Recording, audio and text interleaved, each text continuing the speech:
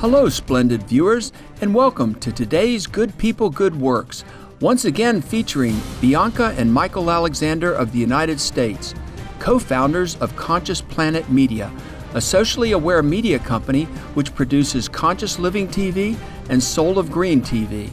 These web-based television programs encourage viewers to pursue mindful, eco-friendly lifestyles. Now in its 5th season, Conscious Living TV features upbeat shows on green travel, eco-fashion, spirituality, and other topics. Soul of Green TV highlights the urban sustainability movement, including issues such as social justice, economic empowerment, and reducing one's carbon footprint. In addition to these shows, Conscious Planet Media provides media coverage of green lifestyle events and does marketing for eco-friendly companies. Michael Alexander now gives insight into one of the highly informative programs they recently produced.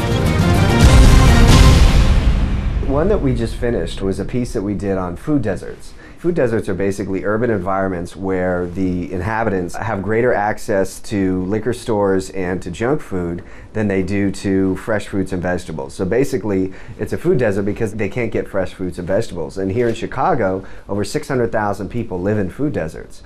And so we've received tremendous response from that because in many circumstances, people would say that's an inalienable right to have access to fresh fruits and vegetables. So bringing that story to people and highlighting this problem, and on the other side, anytime we highlight a problem, we try to find solutions.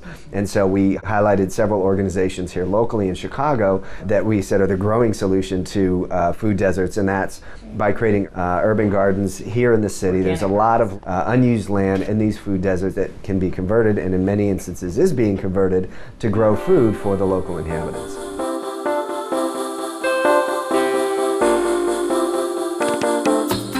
Here is an excerpt from the program, The Growing Solution to Urban Food Deserts, that was featured on Soul of Green TV.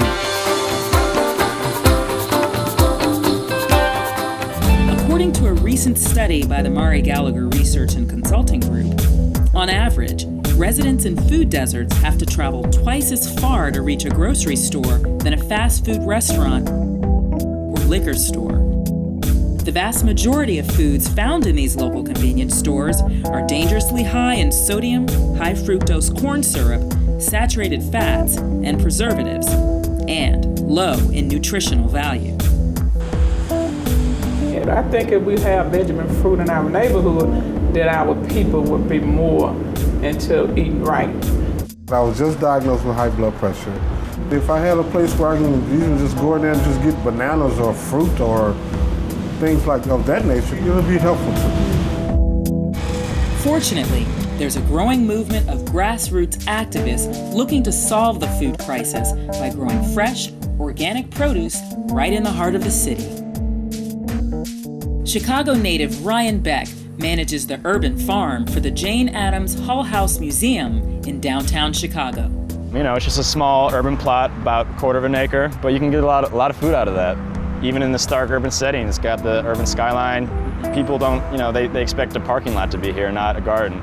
Basically creating an urban oasis in the food desert and bringing organic, healthy food to places where, quote-unquote, food deserts exist, where people can't typically get fresh, organic, quality food. Most traditionally grown food is full of pesticides, antibiotics, hormones, genetically modified engineering, all these things that have been linked to disease, that have been linked to different affliction and irritations and cancer, you know, and so there's not a small correlation. There's actually a large correlation between the rise of, you know, the use of petrochemicals and mass agriculture and sort of the rates of disease that have been going up along with that, you know. So, you know, one of the things that we advocate for is grow your own produce, grow anything. You know, everybody should be growing something in this planet and this economy. And I think the other element is that people say, well, it's just a trace amount. It's just a little bit of chemicals or a little bit of herbicide. But the reality is that if you have a trace amount of something, but you have it every single day for an entire lifetime, that's quite a bit of something. One of the things that we try to is really reach people is about their health. It is about living a better life from a health perspective and recognizing that there is an inherent connection between health and sustainability and health in the environment. And if we take care of ourselves, then we can take care of the earth. What keeps you both motivated? God. Meditation and yoga.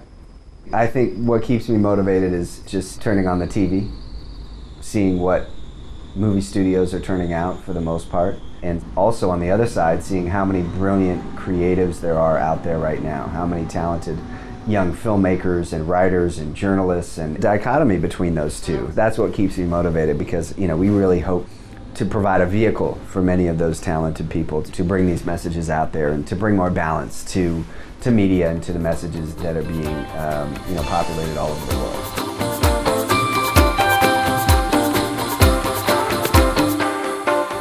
When we return, we'll have more from our interview with the energetic Alexanders. Please stay tuned to Supreme Master Television.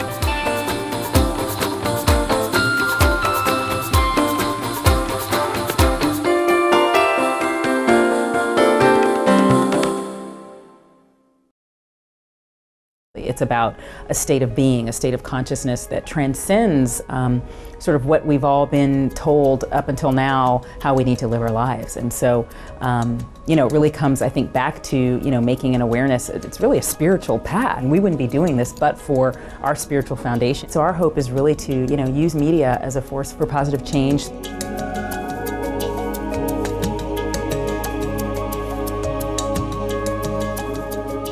Welcome back to Good People, Good Works, as we continue our interview with Bianca and Michael Alexander, creators of Conscious Living TV and Soul of Green TV. The Alexanders wholeheartedly believe that media can play a large part in bettering our world.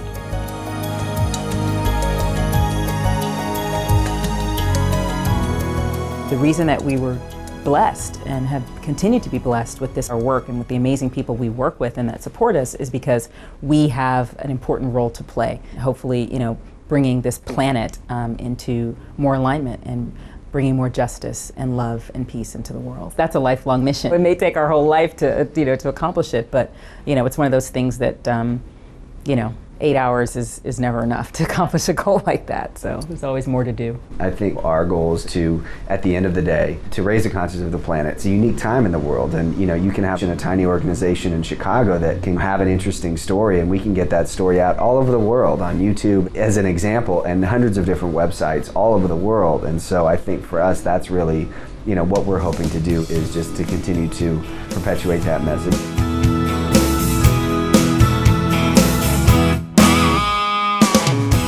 The most effective step an individual can take to constructively transform the world is for them to adopt the organic vegan diet. The Alexanders share their thoughts on diet and the future of our planet.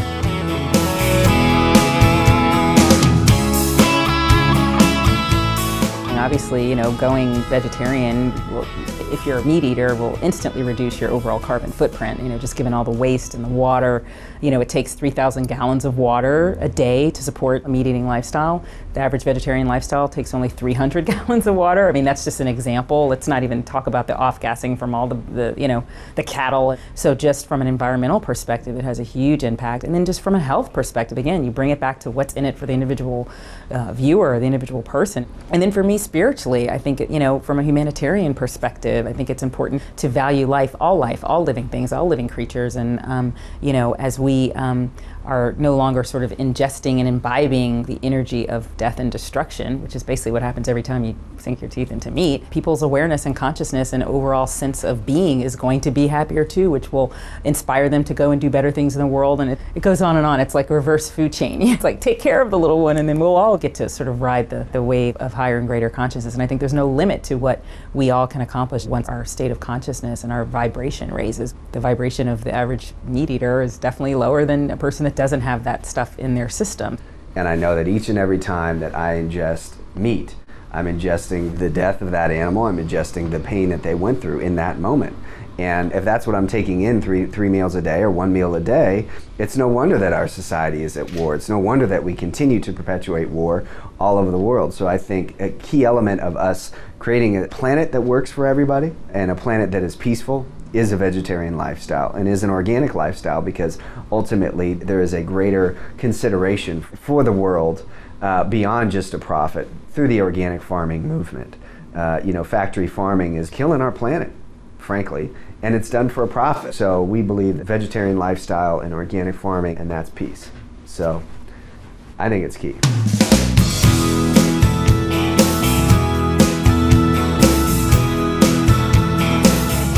Many thanks to Bianca and Michael Alexander and all the others who share their joy, enthusiasm, and uplifting ideas for improving and transforming our planet. Their using of TV and other forms of media to make a difference in the world is truly an inspiration to us all. May heaven bless their noble efforts. For more details on Conscious Planet Media and its television programs, please visit www.consciousplanetmedia.com, www.consciouslivingtv.com, www.soulofgreen.com. Respected viewers, thank you for watching today's Good People, Good Works. Next is the world around us after noteworthy news. May we all grow each day in love and wisdom.